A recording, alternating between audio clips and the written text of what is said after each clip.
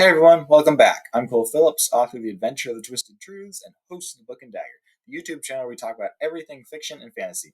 Today I would like to talk about a subject that is near and dear to my heart, and that is the subject of faith and fantasy. Now, at first, I know that may seem very like alternate, opposing views. Like on one side, faith. A lot of people, when they hear faith, they think, oh, churches, Bible, living a peaceful life and things like that. And then fantasy, of course, is dragons and swords and sorcery. It seems like the very opposite. That's what I certainly thought growing up. However, over the years, I've actually come to be a strong believer that reading fantasy is a very good way to help people grow closer to God. And I believe it is a very useful tool to allow Christians to reach those. There are people out there who may not be like interested in going to church, but if they read a fantasy series that subtly points them to God, that may help get them on the path down the future to like going to church and becoming a believer. Now, I would just like to clarify there are obviously some fantasy series where written by very we're all sinful people. There are some people out there who write fantasy series that are obviously have nothing to do with God or maybe even mock God. And those ones I would say yes, steer clear. But for people out there who believe that fantasy is not for Christians, I would just like to dispute that. Um, obvious cases in point are C.S. Lewis and the Chronicles of Narnia, J.R. Tolkien, Lord of the Rings, C.S. Lewis and J.R. Tolkien, and I can't remember his name, but the guy that heavily inspired Tolkien, I think his name was like George MacDonald or something. They were all Christian, and they were some of the first like big fantasy writers of like they were in the 1900s. I think George MacDonald's like in the late 1800s maybe. But these were kind of the big like figures in modern fantasy. Their works inspire much of what is written today, and they were all very devout Christians. C.S. Lewis, of course, wrote the Chronicles of Narnia, which is an allegorical parallel of Jesus and God and the journeys. It takes place in a fantasy world with awesome battles and cool creatures and epic adventures. J.R. Tolkien, while in the Lord of the Rings, a lot of people have only read the Lord of the Rings and the Hobbit. A lot of people do not realize how deeply spiritual Tolkien was, and if you read the Silmarillion, it really shows. In the Lord of the Rings, there's no exact like they don't explicitly like mention like a godlike being or like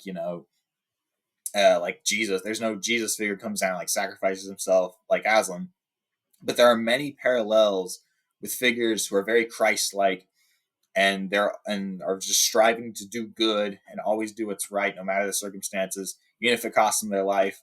There's many other subtle just Christian themes that Tolkien inserted subtly into the Lord of the Rings, which I believe is probably honestly the best way if you want to influence somebody like to follow Christ, but they're very like reluctant, like they don't want to go to church or even listen to God, but they're interested in fantasy. I believe that's probably the best way to reach them. But Tolkien also wrote the Silmarillion, which a lot of people don't know about or just haven't read. And the Silmarillion is very, very religious, and well, not religious, but it's a lot more like the Chronicles of Narnia, in the fact that it opens with explaining that Eru Iluvatar, or the One, is this mighty godlike being who created the Valar, who are these angelic beings that Tolkien describes as the gods of Middle Earth. But he created them, and then he created the world. And the elves and men are referred to as the children of Iluvatar because he gave them life. And Iluvatar alone can grant life, and all this stuff like that. And then Melkor, who was once one of the Valar, mightiest of the Valar, and he fell into the darkness and became Morgoth. That's a very parallel to Satan and how he wanted to take God's place, but ended up falling and becoming this evil, corrupt creature. So if you have never read the Silmarillion, I would definitely recommend go check it out. It is well worth it. I'm actually surprised because a lot of Tolkien fans have maybe read the Lord of the Rings and the Hobbit and they love them to death, but they've never read the Silmarillion. And the Silmarillion is absolutely essential to Tolkien's lore of Middle Earth, but it's awesome lore that also has a biblical perspective on it, which is really epic. And I think that's probably no greater argument for the entire fantasy and faith argument than the Silmarillion. There are others, however, that I would like to mention. For example, the Wheel of Time. Now, I personally am not aware of what Robert Jordan's beliefs were. Unfortunately, he passed away. I really don't know if he was a Christian or not. But and a lot of people have said like the wheel, so like the Wheel of Time, it's not explicitly a Christian book series, and there are many parts of it where it's like definitely for adults and has more mature content in it. Um, but there are very big moments in the Wheel of Time series where you're reading it and you're like, this feels like it was like from a Christian worldview. For example, in the Wheel of Time, you have on one side you have the creator, he created the world, created people, and on the other side you have the dark one who just wants to destroy everything. Um, and then it is interesting to note that in the books, a lot of times there's a lot of people in the books who are like, oh, the creator has abandoned us. He created the world and just doesn't interfere anymore. And then you will see moments in the books where it's hinted that, oh no, the creator is subtly like interfering. Like he himself is not interfering, other than the fact that he created the Dark One's prison to keep the Dark One from destroying the world. He's actually subtly like interfering and kind of manipulating some events.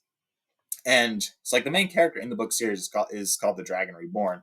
He's this human who can channel the one power, and he's supposed to face and fight the Dark One.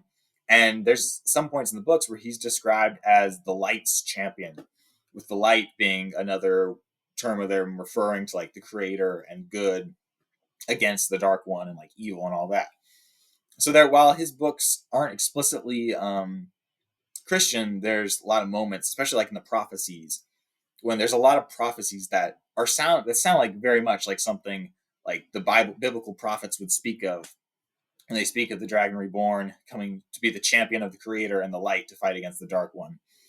And so I would just argue, that's again, I would think like for me personally, like if I was not a Christian, reading a well done fantasy series that's written very well and has captivating lore and then is subtly weaving in elements of Christianity, is just, I would say that's a very, very large, excuse me, not large, a very big reason for people to read fantasy.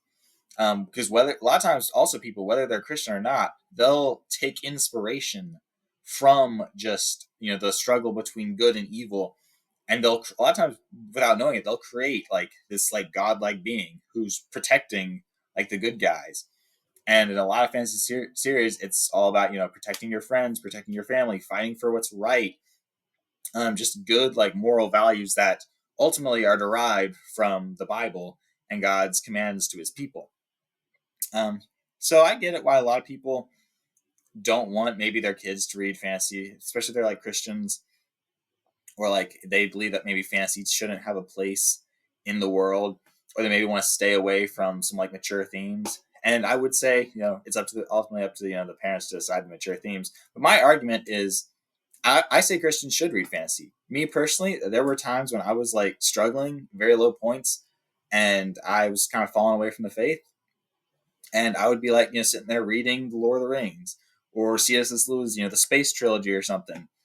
And it was really that connection, like the fantasy, seeing God interwoven into these stories, and just kind of realizing, hey, these authors, they wrote they created these fantastic worlds, just like God created us, and He gave us, like, we would not be creating fantasy stories if it wasn't for God, because deep inside us is the desire and the need to create things of our own.